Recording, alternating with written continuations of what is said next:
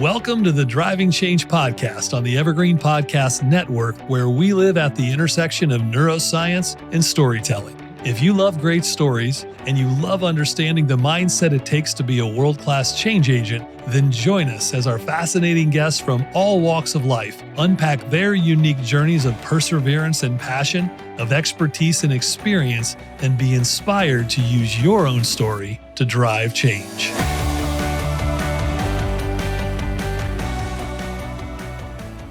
Hey, everybody, welcome back to the Driving Change program. As usual, I'm your host, Jeff Bloomfield. Do you remember back when you used to be curious as a kid? When you used to ask why all the time, and your parents would say, because I said so eventually, because you just asked the why question so many times. Somewhere between being 4, 5, 6 years old and being adults, most of us have lost that desire to ask why.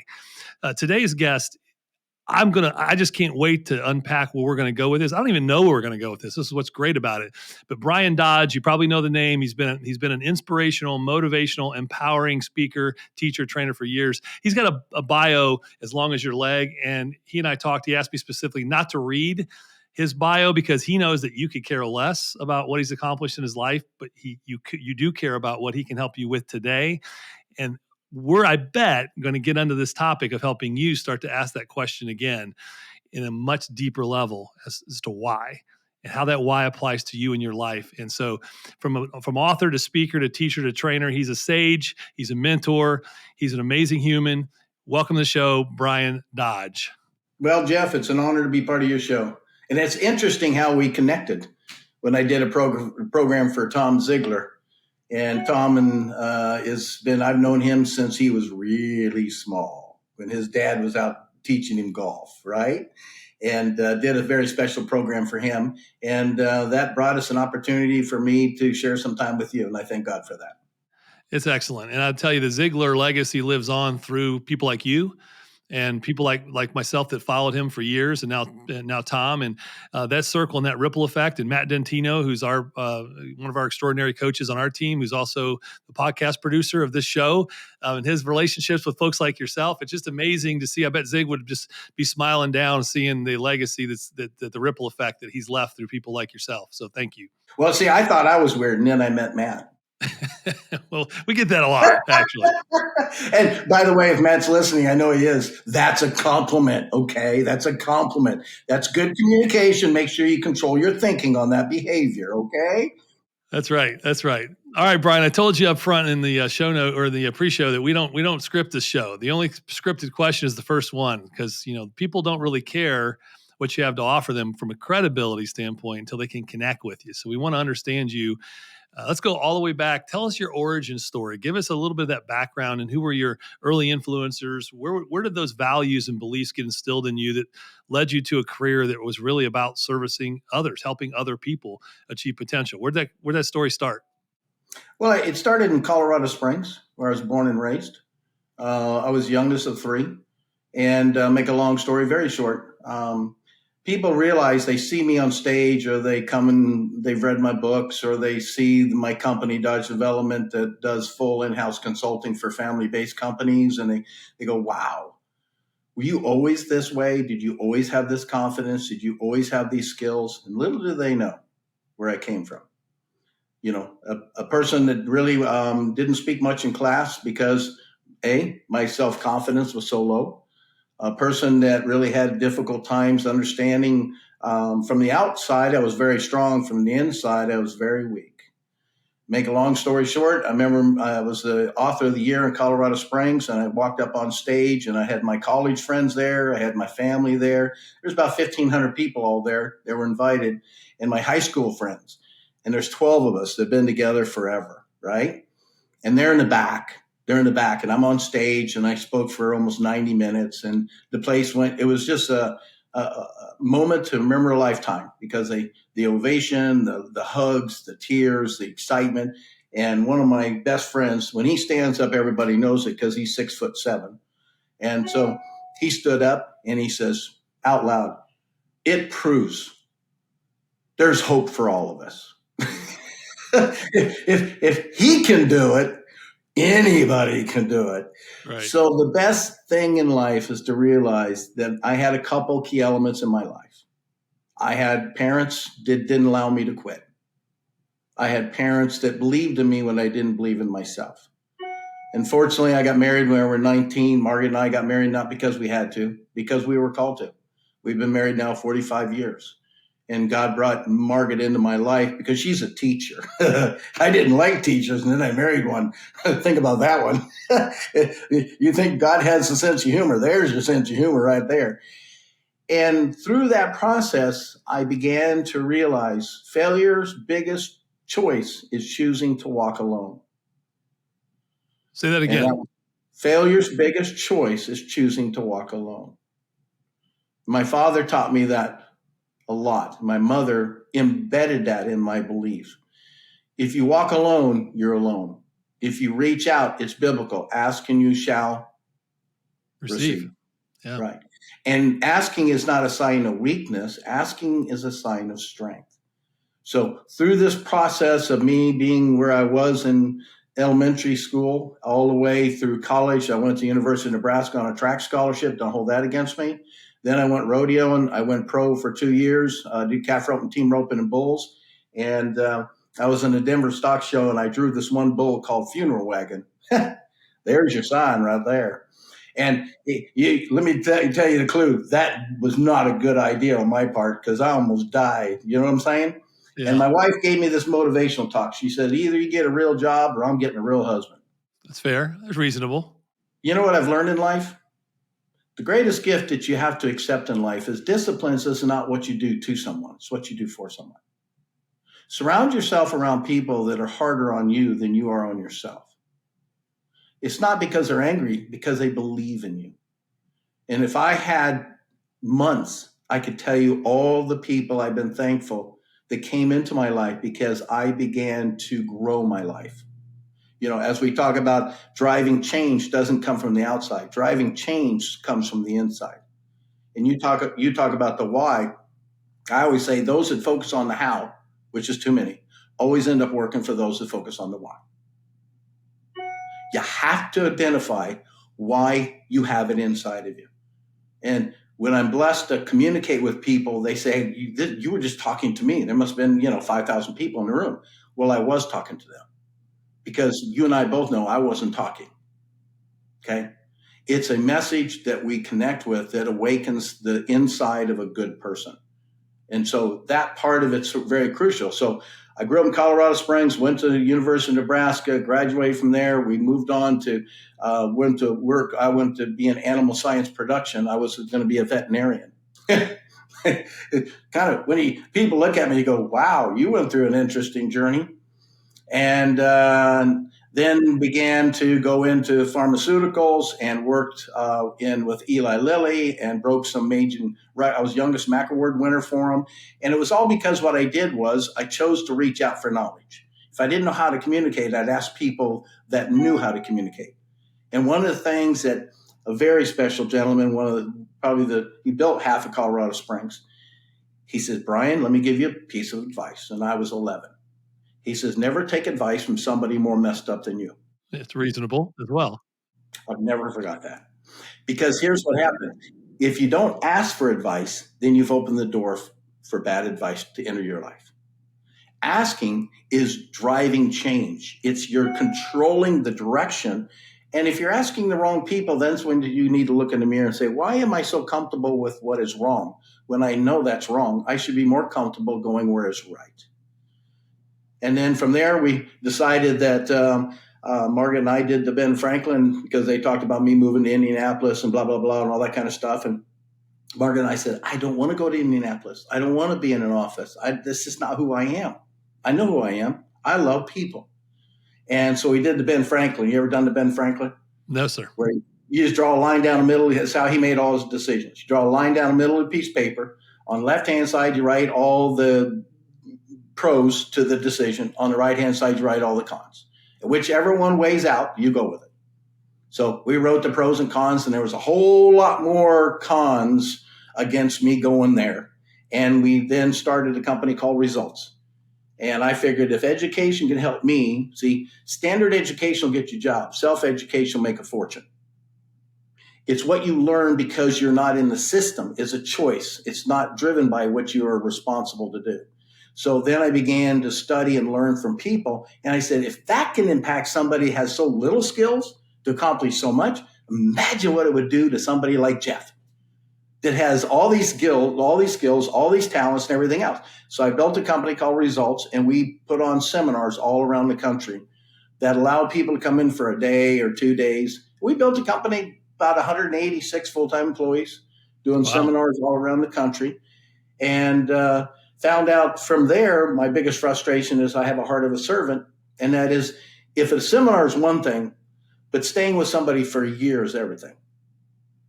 And I want to really share a great bit of wisdom that I've learned over my lifetime.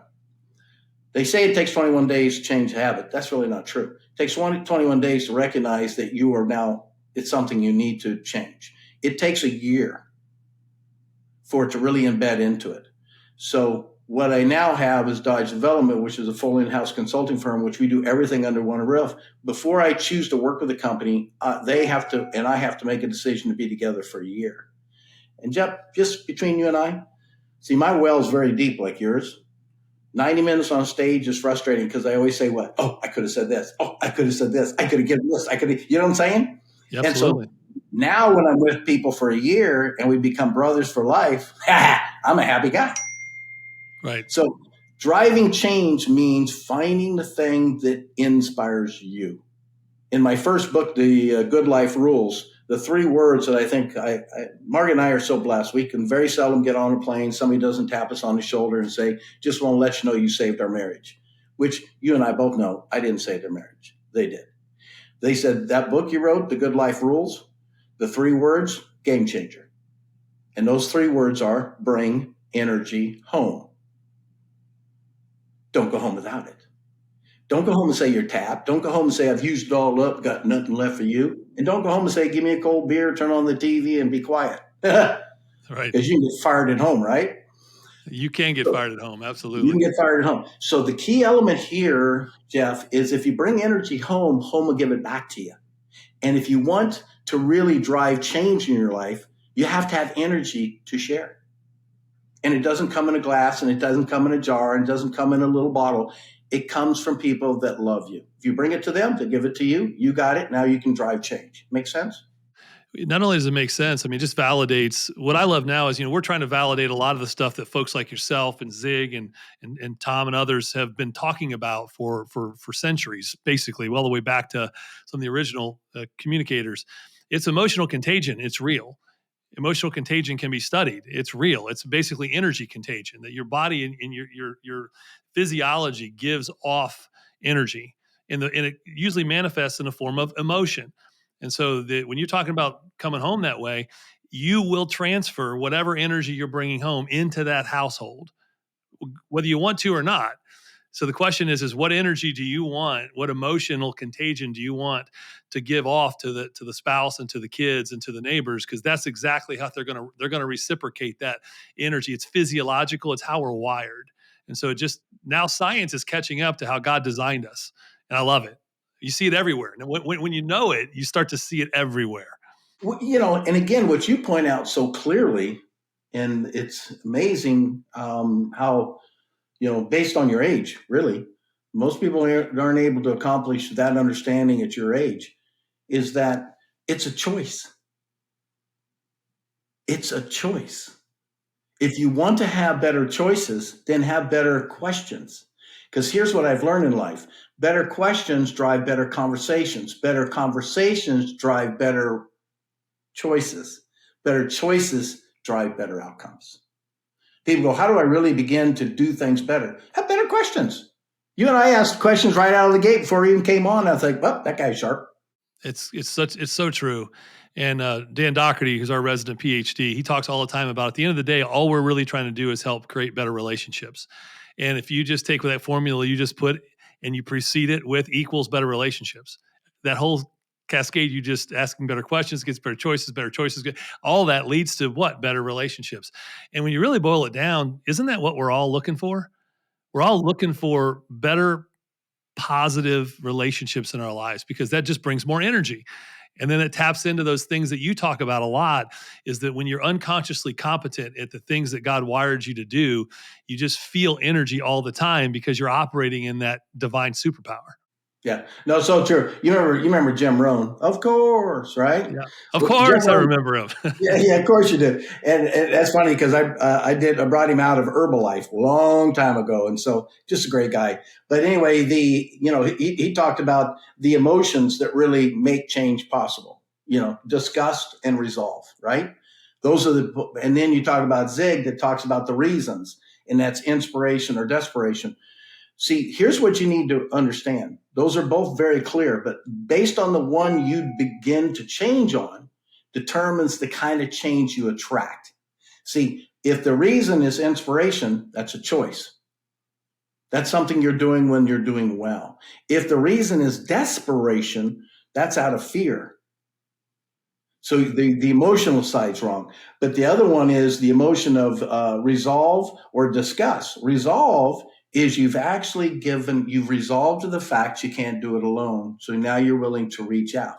Disgust, you have vindictiveness in you. You're angry. So what I would only challenge people to realize during this conversation is choose the right emotions and choose the right reasons with intention, on purpose, that will then begin to drive the outcome with the results that we want. And those are the things that make life, what I believe in, life's too short not to be happy. Life's too short not to be happy. So if you're not happy, then you got to go back to starting over to get to that goal. Because in life's too long not to figure that out. You follow me on that? Absolutely. Let's spend a minute there because I think there's some people. I feel like there's some people right now this is going to make a huge impact on this idea of the choice of the emotion that you're going after each day. Inspiration is a choice that has a positive flow, a positive direction. I love that. Would you think then that desperation is almost a reaction? Still a choice, by the way, because you're choosing to take that fear and you're reacting to it out of desperation, which causes you to be a much more haphazard decision maker because now you're scrambling. Now you're like Scooby Doo, right? You're running on air, and whereas inspiration I feel like is a much more positive, forward thinking choice that even if things aren't lined up perfectly for you, you're not allowing fear to dictate the things around the inspiration that may not be perfect. You're focusing on the inspiration of where you're going. Now, if you think about that, does that resonate at all with you where desperation is more of a reactive and now fear's controlling you versus inspiration is I've taken control of my choice and it's forward and it's positive? Well, I don't think it could have been said any better. Well, I'm sure it could have. I just want to make sure I'm tracking with you. No, that's perfect. And it's so clear and it's so obvious. And inspiration, you're looking up. Desperation, you're looking down. Hmm. See, it could have been said better. You just did. Thank you for proving my point. No, we nailed it. So, last time I checked, it looks like we're pretty good together. I like that part. But see, people understand. They go, okay, how come I ended up to where I am? Let's go back to how you started. And they go, is it possible for me to go back and restart? Oh, absolutely. Life is simple. Just go back and restart. And by doing that, you begin to understand, how do I make better choices? Have a better conversation. Who am I talking about? No, I'm talking about you having a better conversation with yourself.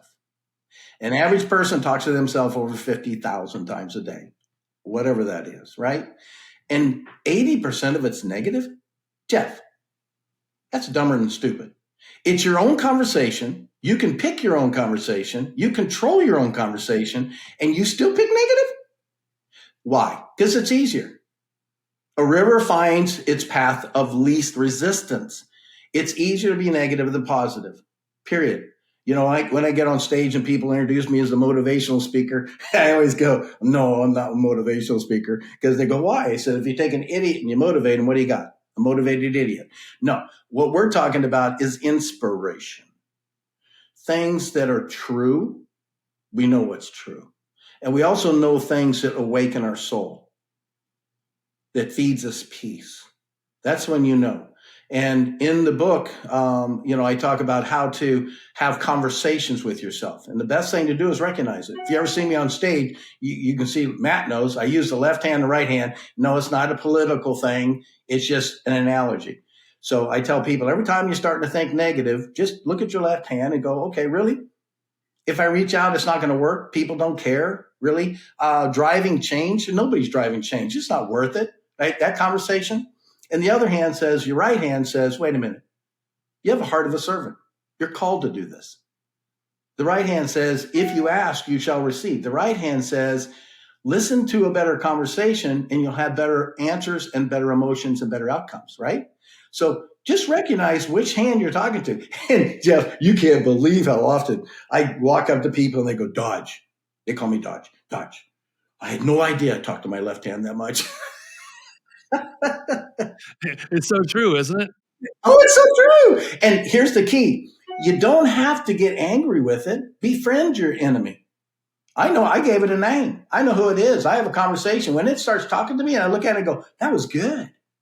You almost got me buying into something I know is not even close to being true. That was good. You're sneaky, right? You befriend your enemy because it is going to travel with you all the time. Okay. So the more you recognize it, the more you can then identify it. You don't get mad at it. You just recognize it. And you got to see when I do programs for companies. Oh, it's hilarious. They'll have a board of directors meeting and somebody will come up with a real left-hand comment and everybody in the room doesn't say anything. They just raise their left hand and he goes, okay, good point. Move on. Right. Well, now here's wait a second. I'm feeling a little bit challenged here because what about those of us who are left-handed and we would like the left hand to be the positive? Like, can we just, come on? Why are you just assuming that? Okay, I'm not want to point out. I'm not want to point out detail. Margaret, my wife, is left-handed. Get over it. Hey, you're not limited to what you going to be able to do, but you and I both know where I'm going with that. Yeah, I do totally. So let's talk then how to, because one of the things that I say a lot, and it sounds like it's lined up perfectly with what you're talking about, is I can come and speak to your group and I can bring information, and that information can bring a little bit of inspiration. But if it stays there and it doesn't go to activation with application, nobody cares. And so as we start to think about this, and I always feel like motivation, I can't motivate anybody to do anything. That's intrinsic, right? You can only motivate yourself. This conversation that we're having, let's dive into that. We started with the episode with the question around why. Why are so many people talking to their left hand in your example? Why do they do that? Why do they spend so much time, 80% of their time, talking to that negative voice that's talking to them in a way that's only going to hold them back? Why do they do that? It's very simple. I mean, I've got decades of researching that. It's easier. Period. There's no rocket science in this. It's just easier to think negative than positive. It's easier to tear something down than build it up. It's easier to think why things won't work than why they will work. It's easier. Interesting. So I have a theory based on some of the neuroscience research that biologically that humans are wired for self-preservation, and our brain's job is actually not to be a decision maker. Our brain's job is to be a protector. It's first and foremost is safety, and so it's conditioned biologically to look for risk. And so it's always scanning, the proverbial Serengeti to make sure that it's going to be safe. It's protecting the meat suit, right, all the time. And my theory around this is now that we've kind of got this conscious brain where the neocortex can come and be the intellectual part of ourselves, it's still the subconscious part of our brain is still always in charge. The emotional center is always going to be in charge. It activates all and initiates all decision making, and then the higher order neocortex validates and justifies those decisions. My theory on that is we've allowed our conscious selves, our neocortex, to buy into this risk of loss thinking, so much so that we haven't put that part of our brain in its place. Yes, it's safe. We're safe. I'm in my studio. We're safe. Okay, great. You're done. You go play. Because the rest of us are now going to have an adult conversation with inspiration. But we haven't been able to divide. We haven't been able to bridge that divide. So we allow that core root self-preservation part of our brain to continue to lead the conversation, which is left-handed in your case. That's my theory on the whole thing. Oh, I love it. It goes back to two things. Number one is just recognizing it. Yeah. And then once you recognize it, don't get angry with it. Get inspired by it, because we both exist in all of us. You know that. You just said that. Somebody says, I don't want to do that anymore. Oh, that's an unrealistic goal. Yeah. You just have to recognize it and choose it. And then it's your choices you make. One of the, in the I've been blessed to write 3 books. The Good Life Rules book is one that I can't tell you how my life has been just massively blessed by that. But most importantly, because after the 3 books that were bought from my dad in Colorado Springs, all the books that have ever been purchased after that, the money goes to the military. So it's my way of just giving back to the people I believe in. We're in a country in which we need to respect and honor those that allow us to choose every day with freedom where we want to live, what we want to do, how we want to help. But in there, I talk about there's 45 undeniable truths. So I'd like to share one of them with you. That's called it's called the truth of diminishing intent. See, once you recognize something, how do you then make a choice to get things to go better, right? Yep. So the truth of diminishing intent is probably one of the most powerful, and that is what comes to your heart don't lie, right? You ever met somebody it didn't take you long to figure out? Ask your wife that one. They've got antennas. You know what I'm saying? Okay. Totally. What comes to your heart, you have to act upon within 48 hours. When you do, you beat the enemies. There are enemies out there. Interruptions, distractions, and procrastination. There's more interruptions, more distraction, more procrastination ever recorded in the human race. I can't, with fact, say it was intentional. I would just say the reality is pretty obvious. It's easy to interrupt you, easy to distract you, and easy to get you off course, right? And so how do you know what matters? Follow your heart. So next time all of the people that, whoever is listening right now, I only pray from the deepest part of my heart I can give them a gift. From this day forward, when something comes to your heart, and they all know, all of a sudden you think, I should call so-and-so, or I should do that. Then just that's a calling. Act upon it within 48 hours, and you're going to find you're moving yourself in a direction that's going to feed your soul in a very positive way. Yeah, so good. It's such a direct application. So let me summarize a few things you said that I think are so good. One of the things earlier on you said was be intentional about owning the advice you get by proactively going and seeking out those who you respect, who you believe are wise, and ask them for that feedback and then take it versus allowing the noise to give you feedback, which may not even have your best interests at heart and is probably coming from a different place. I thought that was really, really good. And this idea that the choice piece is so critical. From the time my kids were young, I used to tell them all that my daughter will tell you, she's 22. She'll tell you this is, Dad, I said, the one thing I remember you saying more than anything else is the choices I make in the moment determine the options I have in the future. The choices I make in the moment determine the options I have in the future. And I think that resonates with me, right? Is that you are in charge of your choices, but it doesn't have to be, I think we immediately think of extrinsic choices. Well, I'm going to choose steak or chicken. You're saying the first choice you have to make is, who am I listening to? What story is being told between my ears? And I get to choose who has that voice, because that first choice has a domino effect on the other choices that you make day after day. So that's the second big thing I heard. The third one that you just nailed, I loved, is our heart is wired to the Creator for us to get inspiration. And that inspiration isn't just to sit there, it's to then take action to it. So if you do that within 48 hours in some meaningful way, if you take some initiate something that your heart felt within 48 hours, you'll start to see another domino effect of positivity coming into your life. Those are the 3 big things I've heard you say that I took my own mental notes on that I'm going to work on. Thank you. Well, see, what comes to your heart is good. So if you, with intention, on purpose, always move good forward, then you're feeding your soul and you're feeding your life. Somebody says, how come so much good comes to you? I don't know. They go, how do you know about these things? I don't know. I'm not that good.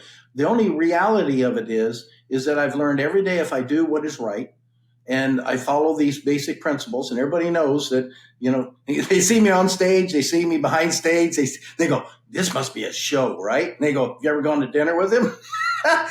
It is who I am. And the one thing I always ask people and also remind people, and that is this, the most important thing you have to have, and this is my second book I wrote, was The Principles of an Unstoppable Family Business. So if anybody's listening right now, I'm all about family. You ever want to get to know me? Come meet my kids when I'm not around. Okay? So, and I'm all about family and businesses. So, if there's somebody listening right now that's having some challenges with their family, I've been fortunate for over decades of working with family based businesses, helping the family get together and grow the business, not the processes to improve the family. You follow me? Yes. So, look at this book because that could be one person that says, oh my gosh, that's exactly what I need right now. But one of the quotes in there that I was doing a live program for it says, if you know who you are, then you're not jealous of somebody else. You're inspired by them. So Wow. people say that if you look at somebody and you're jealous, that means you don't know who you are. Jealousy is a byproduct of not knowing who you are. If I see somebody like you and I'm inspired by them, that means I know who I am. I'm comfortable with me. Yeah. And see, in success, the left hand, how does the left hand get a heart of a servant to stop giving? It can't. We don't know how not to give, right? So guess what it does? It sneaks through the back door and it gets you to overgive. Promise too much. See, and what's worse? Somebody doesn't promise anything and everybody understands it, or somebody constantly making promises and not fulfilling them. See, the left hand can manipulate your talent, your gift that God gave you, becomes such a weapon beyond your imagination. I've never heard that articulated that way before, Bryan. That is very, very wise. And I see that so pervasive in so much of my own life and so many of the lives of really, really talented people around me that probably don't realize that's what's happening because on the surface, it appears to be a good thing. But when it's an overcommitted thing and you can't live up to that standard, eventually then you're going to start telling yourself a different story over time, which is the enemy's way of defeating you, even though you have a servant's heart. Exactly. It took your gift and made it the biggest weapon against you. What I've always said, one of the greatest gifts, people say, what can you give to me that would help me? And I said, well, I don't know, but here's what I'll say. From this day forward, whatever you promise, you have to do it. So simple, right? So who's listening to this podcast? It's very simple. From this day forward, whatever you promise, you have to do it. So now here's an interesting. So you see the psychology because you have a great understanding of psychology. Why is that so important? Yeah, it's because the brain will deliver. That's why it's because once you've said something and you're committed to it, you're designed to find the mechanism to get it done. Like it's just kind of how we're wired. Yeah, what's kind of interesting, there's another way of looking at it. People say, well, obviously that means whatever you promise you'll do. No, no, no, no. That's kind of the obvious. What it really means is you'll stop promising. Well, because you create cognitive dissonance. You stop. Right. And you either stop doing it or you'll find reasons to justify why you're no longer doing those things. Right. Because you redirected your energies elsewhere. Oh, and you talk about the impact of another human being, which you're doing for so many people. I love when I'm very blessed to work with a lot of different people, and they go, "That was the greatest thing ever, Dodge." And I said, "What's that?" He said, "I'm in on that. I'm in on that." So people come up to me and they go, "Can you do this and this and this?" And they go, "No, I made a commitment. Whatever I say, I'm going to do. And right now, my plate is full. My plate is full. So I can't make that commitment right now. So I'm going to say no." And then they walk away. They go, I need to learn how to do that. Yeah. See, we don't do things to take away. We do things to coach people up. Every action has a reaction. Every action has a positive action. So what I'm asking people to do is you don't do this so that you have less to do. You do this so you teach other people to learn how to say no. Because in the world we're living in today, too much abundance. You're right. People have got to learn to say no. No, I don't need that. And these are very key elements of that. So, well, and I think that what happens is you lose capacity, then you are no longer effective in your own superpower because you overcommit. Right? It's such a powerful thing, and most people don't have the ability to do it because they're good people and they want to help serve as many people as they can. So then they just overcommit. And then once they've overcommit, they've overextended, then they overextend. They start telling a different story, And then they end up throwing themselves a pity party within a couple of weeks, right? About how busy they are. Look, I think I just told the story of every American in 20 seconds. I think you just nailed it. That was one of those baseball hits that the guys don't even run after. They just go, it's gone. You nailed that one. So in the Yeah, that's yeah, right. It's good. yeah. The other thing is the third book I wrote was Becoming the Obvious Choice. And I want to share with people on this one. Becoming the Obvious Choice, there's what's called the truth of the universe. And the truth of the universe is simple.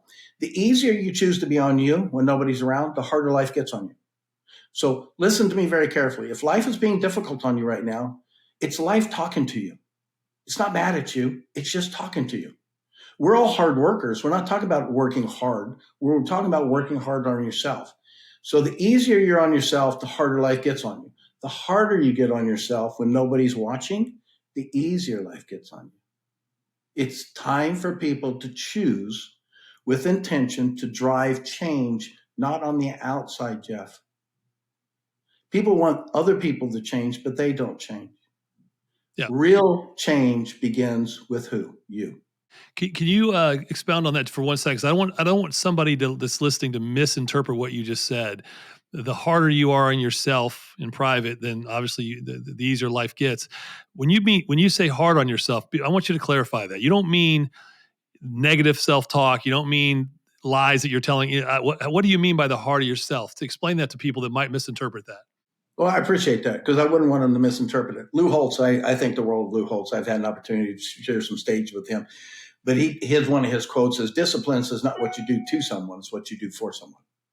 So the more disciplined you are when nobody's watching, turn off the TV, pick up a book, turn off stupid, pick up something smart. I hope I said that well. Don't be so bored with doing little, get engaged with learning a lot. But the people say, I don't have time. No, you have time. You just need to turn some things off. And social media, you have to understand, I'm not a social media guy at all. So the best thing in my life that anybody ever asked me, and everybody has their different opinions, and I know that people say, oh, without social media, you'll never be anything. Well, I'm already everything. Come ask my kids. You follow me? I totally follow you. I have another sneaking suspicion that I'm not going to say this is prophetic, but there's folks on the tail end of the Gen X generation as they age. There's a whole two generations right now of millennials and Gen Zs that are grown up with, attached to technology and attached to this superficial lie about what connection looks like. And by the time they hit about 50, maybe even sooner, they're going to be desperately seeking out the Gen Xers and the boomers that are left to teach them how to actually connect because they've grown up without it. Unless it's been forced in their home by folks like us, they don't know what it looks like. There's two generations that are lost to true connection through the facade of technology. That's one of my. Sorry, we'll get on a whole other episode here if I keep going. But I love your point because I'm not all against technology, and I'm not all against. I'm for balance. Yeah. Well, how do you use it, right? Because it tells you a story also, by the way. Oh, yeah. That's what I get a little bit nervous about is the story that it's telling you subconsciously that you're not controlling. Just like your left hand, social media can be a left-handed storyteller pretty quickly. Oh, yeah. Yeah. Yeah. And that feeds right into my three laws that I'd like to share with everybody when it comes to leadership. Because if you're going to drive change, be a leader. Agreed, Jeff? Yes, absolutely. You got to choose to be a leader. And somebody says, I said, how many of you have people, how many of you in this room is a leader? And half the hands raise their hands. I said, how many of you have a friend? How many of you have kids? How many? We're all leaders. Come on. Law number one is when put in charge, take charge. Stop being a follower. Be a leader. Okay. Law number two is it never gets better in the interview. That means simple. What your advice you give to people needs to put them into a position of success. Do not put people in a position to fill your need. And I hope I said that well. I do believe that you nailed that one. Yep. Whose agenda are you on? Yeah. And number three is if you can't change the people, change the people. Because what does failure fear most? Everybody's driven by fear, and we know what fear stands for: false evidence appearing rear, blah, blah, blah, blah. What does failure fear most? And we've all been told this from generations to generations. Your parents, their parents, parents after all of us gave it to us, and none of us are paying attention to it. Misery loves what? Company. Company. Everybody has been told for our whole life. So love is the most powerful word that exists in the humankind. My father taught me a great gift, and my mom did too. I only love things that can love me back. I don't love my boat. I don't love my barn. Don't love my horses. I love my family. Misery loves company. So what does it fear most? Loneliness. It has to have people around them. So if you can't change the people, change the people. That's good. Wow. Man, I'm going to have to go back. And if you're listening to this, you're probably going to want to put this on loop a couple times and get your notepad out. I know I'm going to go back and have to do the same thing. So what a gift, Bryan, you have been to the audience today. Where can they learn more about you and just your wisdom? And you are the prototypical, what we call the sage, right? You're in your sage stage. Where you've always been a wise teacher, but I think in this stage of your life, I can really see God using you in a powerful way to help so many people in the next couple coming generations. So where can we learn more about you and how to get some more of your resources? Well, it's simple. I mean, just Google Bryan Dodge, or you can go to dodgedevelopment.com or bryandodge.com. And if there's anything I can do to help, all they have to do is ask. And fortunately, because of technology, it's easy for them to ask. And there's something I would like to do, if it's okay with you. Can they send you an email? Yeah, we have a support email that comes directly into to Matt and the team. Yep. So here's what we're going to do. The first person that sends in an email to you, and you have to send in your mailing address, okay? If they say, okay, I want Bryan's Good Life Rules book, because right now I think Amazon sold out, but I'm not sure that's true. You know what I'm saying?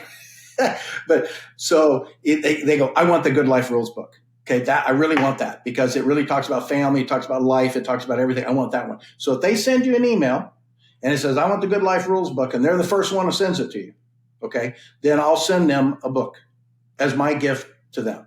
And if another one sends in and says, I want the Principles of an Unstoppable Family Business, okay, and they can go to Amazon and look at the books, whatever. He says, no, I want that one. The first one that comes to you, then you send that to Raymond, have Matt send it to Raymond. Raymond will send it to Chris, and we will put it in the mail. We'll pay for the postage, and the book is on me. Wow. And the third one is becoming the obvious choice. How do you position your life so you can be the obvious choice when it comes to people making decisions when they need the right person? Get your name in the conversation when it comes to people deciding this is who we want to help us go to that next level. So if one of them sends it in, the first one, I'm only doing one. You got that? I got it. Okay. I did this before, and it was like 500. And they go, you're sending the 500. I said, no, I said one. The first one that asks for the Good Life Rules, you get it. The first one that asks for the Principles of an Unstoppable Family Business, you get it. And the first one that says, I want Becoming the Obvious Choice, you get it. Have them just send it to Raymond, and Matt send it to Raymond. Raymond will send it to Chris. Chris will have them mailed out to him. Okay? That's my gift to you. Excellent. So those listeners, support at braintrustgrowth.com. You heard the instructions. If you send it in, Bryan and his team will send you a copy of the first ones of each of those 3 books. To clarify, the first ones of each of those 3 books. And Bryan Dodge, you go to Bryan Dodge's website, Bryan Dodge, Dodge. And he's got resources everywhere, from videos, from speaking to stuff on the website. And this guy's just he's a treasure trove of knowledge and wisdom. So we'd love to have you back on at some point soon, Bryan, and just staying connected to you will be powerful for us and our audience. So thank you again for being on. You're welcome. If we do get an opportunity to come back on, I would be honored. And the promise of 7, I think, would be one of the greatest things. And I'll leave with this because I want them to listen. I know we just got a second left. Number 4 of the promise of 7 is don't assume anything. Don't assume anything. From this day forward, stop assuming. Ask. And if you're married and a guy is listening to me right now and your wife starts talking about things that aren't working, then let me give you some good advice. You look at her and you say, before I move, I just need to know, do you want me listening or do you want me fixing things? And she goes, I just need you listening. Then sit back and relax and have fun. So these are things that we can come back and talk more about. And then also how Dodge Development can help companies grow for their people. Better companies and better people. But thank you. I've enjoyed my time with you. And guess what, audience? He only covered one or two truths of the 45 from his Good Life Rule Book, too. So there's a bunch that we didn't cover that. But don't assume he's coming back on. So you better go learn this stuff on your own. Go buy the book yourself. But we're going to hope to bring him back on. But don't assume. You just heard him say, don't assume anything. So, all right, brother. Thank you. I'd be honored to come back, and it was a blessing to share some time with you today. So thank you for having me on. Blessing was ours. Thank you. Stay strong.